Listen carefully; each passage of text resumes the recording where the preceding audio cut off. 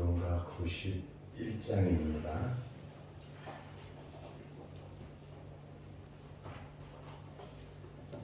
찬송가 91장. 슬픈 마음 있는 사람 예수 이름 믿으며 영원토록 변함없는 기쁜 마음 얻으리. 예수의 이름은 세상의 소망이요. 예수의 이름은 천국의 기쁨일세.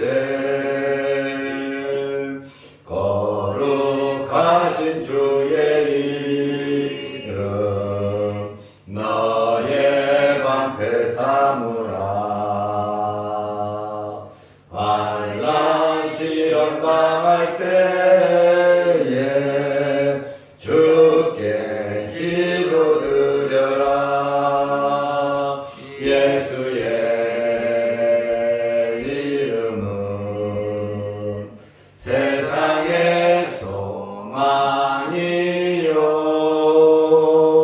예수의 이름은 천국의 기쁨일세. 존귀하신 주의 이름 우리 기쁨대로다. 주의 품에 안길 때에 기뻐 찬송 부르리. 예수의 이름은 세상의 소망이요. 예수의 이름은 천국의 기쁨일세. 우리 갈 길 다간 후에 보좌 앞에 나아가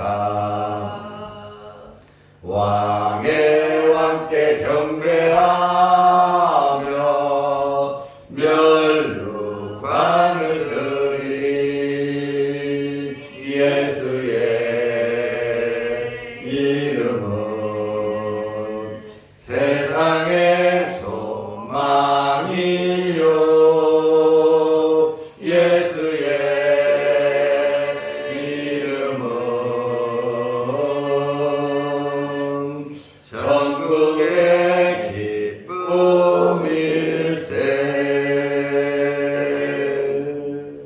아멘.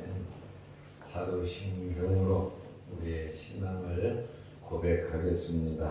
전능하사 천지를 만드신 하나님 아버지를 내가 믿사오며 그 외아들 우리 주 예수 그리스도를 믿사오니 이는 성령으로 잉태하사 동정녀 마리아에게 나시고 본디오 빌라도에게 고난을 받으사 십자가에 못 박혀 죽으시고 장사한 지 사흘 만에 죽은 자 가운데서 다시 살아나시며 하늘에 오르사 전능하신 하나님 우편에 앉아 계시다가 저리로서 산자와 죽은 자를 심판하러 오시리라.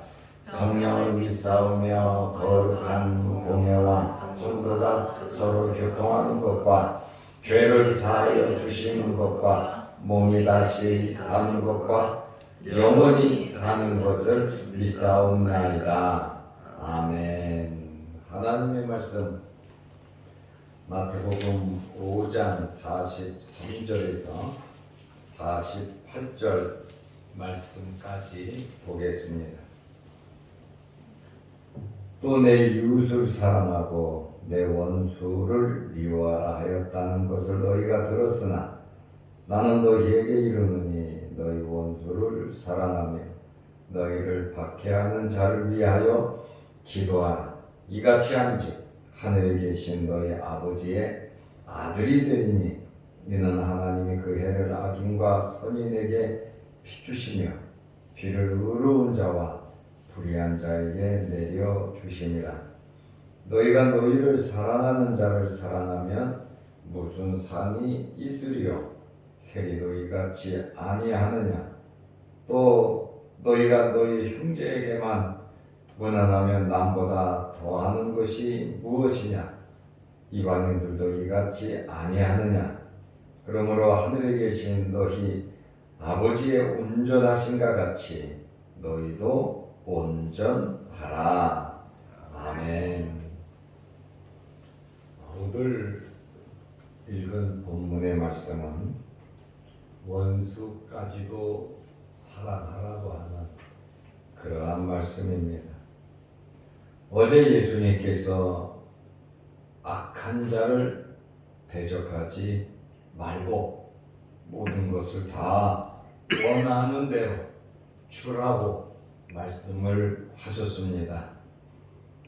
내게 구하는 자에게 주며 구고자 하는 자에게 거절하지 말라. 오른뺨을 치거든 왼편도 돌려내고 너희를 고소하여 속옷을 가지고자 하는 자에게 겉옷까지도 벗어주고 억지로 오리를 동행하게 하거든 심리를 동행해 주라고 예수님께서 무저항주의 그리고 모든 것을 주라고 말씀을 하셨습니다. 이제는 더 나아가서 모든 것을 원하는 대로 줄 뿐 아니라 원수까지도 사랑하라고 말씀을 하고 계십니다. 우리가 원수라고 하는 표현을 쓴다면 나에게는 너무나도 나쁜 사람입니다.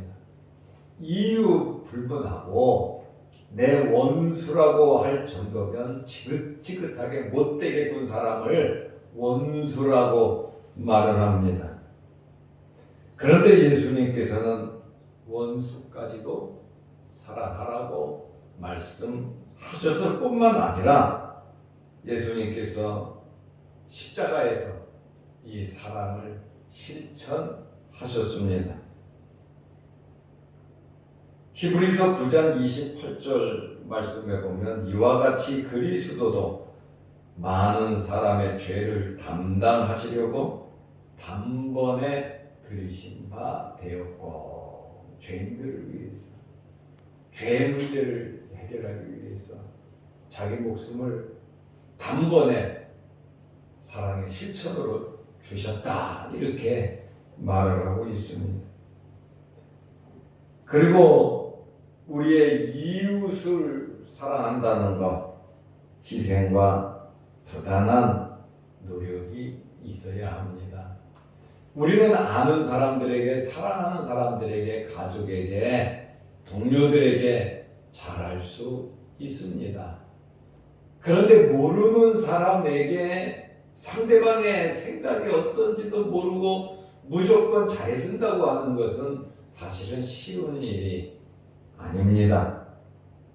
이웃을 사랑한다고 하는 것은 부단한 노력이 있어야 합니다.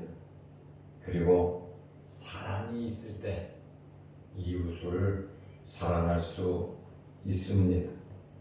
베드로전서 4장 8절 말씀에 보면 무엇보다도 뜨겁게 서로 사랑할지니 서로 뜨겁게 사랑하라고 베드로가 말을 하고 있습니다.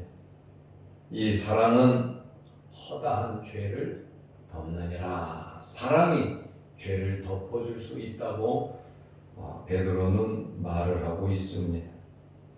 오늘 읽은 43절 말씀에 보면 또 내 이웃을 사랑하고 내 원수를 미워하라 하였다는 것을 너희가 들었으나 내 이웃을 사랑하라고 하는 말씀은 많아요.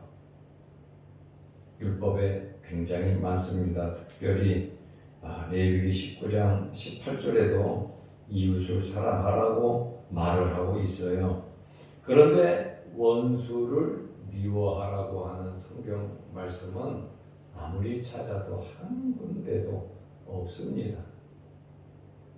그런데 예수님께서 왜 43절에 내 이웃을 사랑하고 내 원수를 미워하라 하였다는 것을 너희가 들었으나, 이것은 유대인들의 교육 방법을 지금 말씀하고 있는 겁니다. 유대인들이 성경에는 없지만 이웃을, 형제를 사랑하라고 가르칩니다. 그러나 유대인 생활 속에서 원수는 사랑의 대상이 아니라고 유대인들은 가르쳤습니다. 그러니까 택한 민족, 우리 외에는 사랑의 대상이 아니라고 하는 그러한 말씀이에요. 원수를 미워하라고 하는 것은 랍비들의 교육 속에 있는 말이에요. 그래서 유대인들은 다 알고 있습니다. 율법에는 없어요. 율법에는 이웃을 사랑하라는 말이 있고 원수를 미워하라는 말은 없는데, 랍비들이 가르치기를 이방인들이라니까 또 이러한 잘못된 죄인들, 부정한 자들, 그들은 사랑의 대상이 아님을 가르치고 있거든요. 그래서 원수를 미워하라고 하는 것은 유대인들은, 그 당시 유대인들은 다 알고 있는 이야기예요. 그래서 예수님께서 말씀을 하신 겁니다. 우리는 믿는 사람들로서 사람을 구별하면서 조건을 대면서 사랑하는 것이 아니라 무조건 우리는 사랑해야 합니다. 그리고 미워해야 할 권리는 우리에게 없다고 하는 그러한 말씀입니다. 마태복음 5장 44절에 보면 나는 너희에게 이르노니, 43절에 내 이웃을 사랑하고 내 원수를 미워하라는 말을 너희가 들었다. 그러나 나는 너희에게 말하는데 너희 원수를 사랑하며 너희를 박해하는 자를 위하여 기도하라고 말씀하셨습니다. 원수를 사랑하라고 하셨습니다. 예수님께서 사랑의 조건에 대한 울타리를 완전히 없애버린 거예요. 이렇게 하면 사랑하고 이렇게 하면 사랑하지 않고, 사랑할 수 있는 조건의 모든 울타리를 다 치워버리고 누구든지 원수까지라도 사랑을 하라고 말씀하고 있습니다. 원수를 사랑한다고 하는 것은 이거는 말로는 설명할 수 없는 이야기입니다. 나에게 엄청난 피해와 손해를 끼쳤고 정신적으로 물질적으로 피해와 고통을 입힌 자들입니다. 생각하기조차도 싫은, 생각만 하면 자다가 더 벌떡벌떡 일어나는 이러한 자들에 대하여 예수님께서는 오히려 사랑하라고, 모든 울타리를 치워버리고 사랑하라고 말씀을 하고 있습니다. 설교하기 쉽고 듣기도 쉬운 이야기예요. 마음에 꺼끄름하고 부담이 되는 사람, 사실은 대화도 하기 싫고 얼굴도 보기 싫은 것이 사람들의 마음에, 목소리도 듣기 싫은 겁니다. 그런데 그것을 뛰어넘어서 고통을 주고 아픔을 주고 나를 죽이려고 했던 그러한 사람들까지 사랑하라고 하는 것은 정말로 쉬운 이야기 아닙니다. 이론은 가능합니다. 말로는 가능합니다. 결심도 가능합니다. 그러나 실천하기는 정말 어려운 것이 원수를 사랑하는 것입니다. 우리는 누가 나한테 싫은 소리, 없는 소리, 또 물질적으로 피해를 입히고 왕따를 시켰다거나 따돌렸다거나 나를 견눈질해서 본다거나 사람 대접을 하지 않을 때 정말로 화가 나고 돌아버리거든요. 그런데 그런 사람들에게까지 웃으면서 따뜻하게 다가가며 손을 내민다? 아, 그거 참 쉬운 일 아닙니다. 그러나 주님의 말씀은 원수를 사랑하며 원수 사랑하러 끝나는 게 아니에요. 그리고 박해하는 자를 위하여 기도하라. 지금도 압력을 가하고 박해하는 자, 에페레아제인이라고 하는 헬라어인데 협박하는, 공갈하고 사기치고 학대하고 천대하고 유혹하는 그러한 자, 대놓고 앞에서 박해하고 뒤에서 박해하고 없는 소리하고 중상고략하고 구타를 다하고 폭력을 쓰고 정신적으로 또 물리적으로 물질적으로 고통과 아픔과 어려움을 당하는 그러한 환경에서 미워하지 말고 아픈 상처 그대로 기도하라고 말씀하고 있습니다. 미워하지 말고 하나님께 기도하라. 우리는 참 예민하고 민감하거든요. 나라고 하는 것에 대해서 친절하고 잘해주면 웃어주고, 욕을 하고 딴소리하면 얼굴에 인상을 찡기르는 것이 사실 현실적으로 맞습니다. 그렇지 않고 또 엄청난 박해를 하고 고통을 주면 정말 힘들죠. 살기조차 힘들 겁니다. 그 고통을, 물리적으로 고통을 당한다, 정신적으로 고통을 당한다, 정말 살기 힘듭니다. 그럴 때에 예수님께서 하시는 말씀은 기도하라고 말씀을 하고 있습니다. 박해하는 자를 위하여 기도하라. 왜 기도하라고 하셨겠습니까? 기도하면 해결해 주시겠다는 거예요. 누가요? 하나님께서 해결해 주시겠다는 겁니다. 그러므로 마음에 크고 작은 어렵고 힘든 일이 있을 때 사람 붙잡고 따지고 내 권리를 주장할 수도 있죠. 당연히 그렇게 살아야죠.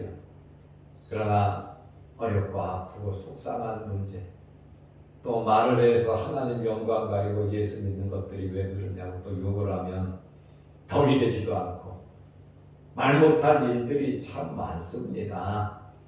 그렇다 할지라도 예수님께서는 기도하라 그러고, 여러분 기도에는 제목이 없잖아요. 여러분들에게 크고 작은 기도의 제목, 속상한 일, 어려운 일 예수님께 기도하시기를 바랍니다. 아멘. 또 사람은 또 오해도 할 수 있거든요. 우리가 하나님 앞에 기도하면서 오해하면서 기도하면 하나님께서 그 기도 들으면 그거 아니야, 네가 오해하고 있어. 그러나 오해를 해가지고 울면서 막 기도하지. 오해해도 좋다고 말이에요. 그래도 기도하라는 거예요. 그러면 하나님께서 풀어주신다니까요. 하나님께서 우리의 마음을 잘 아세요. 우리의 진심을 다 아세요. 그렇기 때문에 진심으로 잘못된 기도일지라도, 내가 오해하고서 기도할지라도 주님께서는 아름답게 이루어 주실 것을 믿으시기 바랍니다.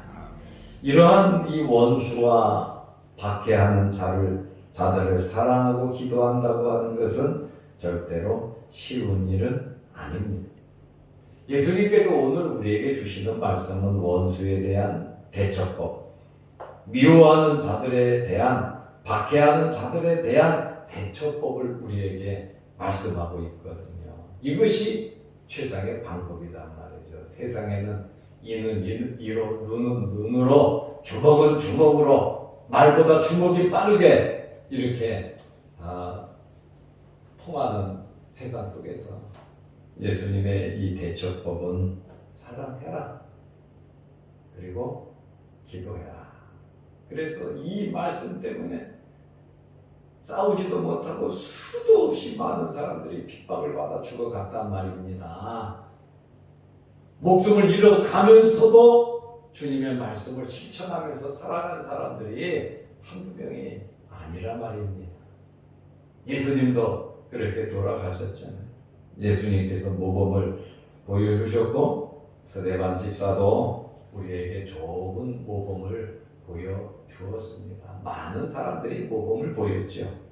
예수님께서 자기를 멸시하고 모욕하고 침뱉고 뺨을 치고 잡아 죽이려는 자들을 위해서 예수님께서 기도하셨습니다.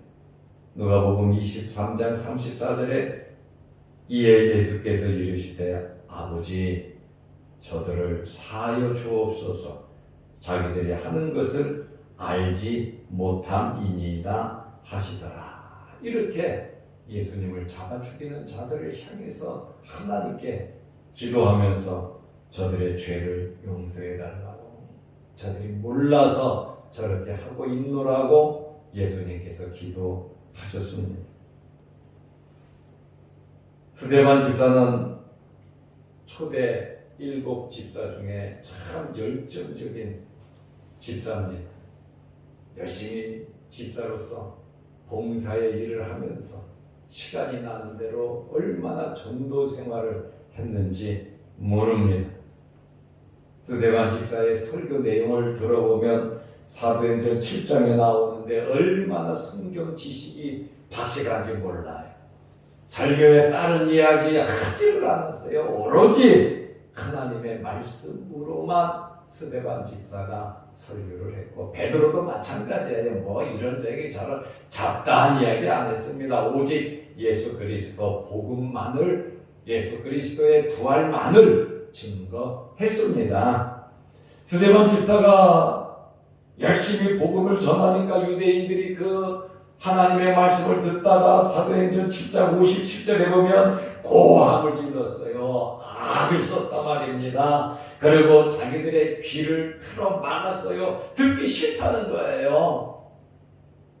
그리고 58절에 보면 스데반 집사를 들어서 이 젊은이들이 성 바깥으로 집어 던졌어요. 성의 높이가 얼마나 높습니까? 그러나 성 바깥으로 스데반 집사를 집어 던졌어요. 그리고 그쪽으로 달려가서 아파서 고통 속에 있는 스데반 집사를 향하여 돌을 던져서 스데반 집사를 죽였는데, 스데반 집사가 성 밖으로 던짐을 당하고 돌에 맞아 죽으면서도 무릎을 꿇었어요.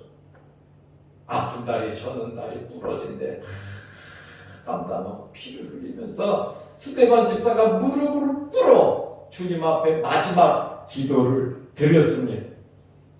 사도행전 7장 60절입니다. 무릎을 꿇고 크게 불러 이르되 주여 이 죄를 그들에게 돌리지 마옵소서. 이 한마디를 하고 자니라. 죽었다는 말이에요. 수교했다. 어떻게 이렇게 살아갈 수 있겠습니까? 우리는 민감하잖아요. 이해관계에 있어서 조금만 섭섭하면 우리는 마음의 상처를 받고 미워하게 되고 얼굴이 찌푸러진단 말입니다. 그러나 예수님은 어떻게 이렇게 사셨으며, 스데반 집사는 어떻게 이렇게 주의 일을 하다가 기도하며 세상을 뜰 수 있을까? 정말 말로는, 생각으로는, 이론으로는 쉬운 이야기예요.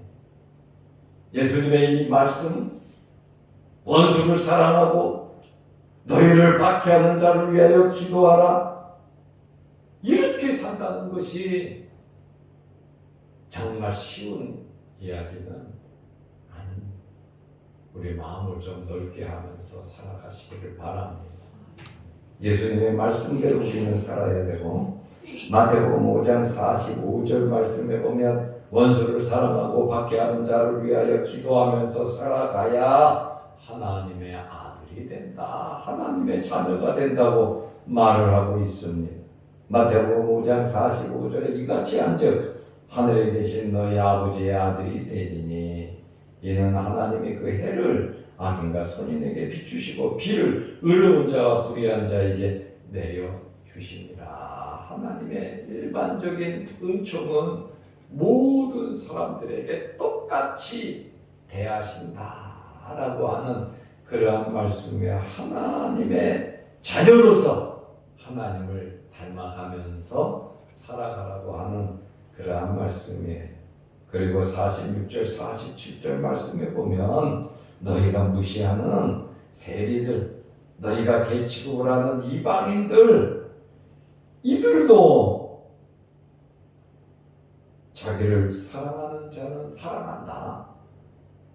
이방인들도 형제에게는 무난한다는 거예요. 세상 사람들도 다 이렇게 살아가는데, 아는 사람들에게, 친절한 사람들에게는 다 잘하는데, 하물며 하나님의 자녀인 예수 믿는 사람들이 세상 사람들보다는 나아야 되지 않겠냐, 주님께서 말씀을 하고 있습니다.